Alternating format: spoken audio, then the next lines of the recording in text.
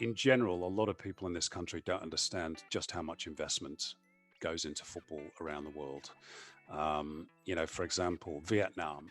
Now, we don't tend to think a lot about Vietnamese football in this country, Asian football in general, but they are plowing millions and millions of dollars into youth development, into facilities, into coaching, because they want their national teams to do well. We still live off the smell of an oily rag in this country, and yet we play a team like Vietnam and expect to beat them every time. And that mental block as to what football is about globally is a problem. And it's becoming a bigger problem as time goes on. I'll give you one little example. So, a few years ago, I was covering an Olympic qualifier between Australia and the UAE, which was down at Hindmarsh Stadium in Adelaide. And I was outside the stadium and talking to Aurelio Vidmar, who was the coach at the time. And as we were chatting away, a coach pulled up with the Emirati team and they got off. And then another coach pulled up, and then another coach, and then another coach. And I think in total are about 6 or 7 buses.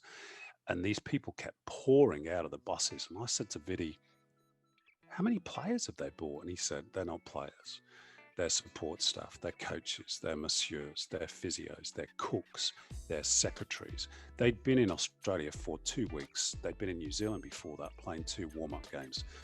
No expense was spared to get them ready for that particular game. And I said to Vidi, what did you have? And he said, I got Ron Smith for half a day to do video analysis.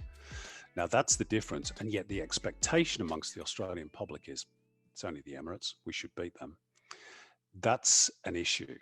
We have got to understand in this country that football is a global game, and that's where the money goes. We still invest way too much money in Aussie rules and rugby league. Sorry, I have nothing against those sports, but they're not international sports. We have to make a choice in this country. Do you want to be successful at international level? Same with the Olympics, by the way. That's why we're not winning gold medals. Or do we want to invest in international sports, i.e. football, Olympics, rugby to a certain degree?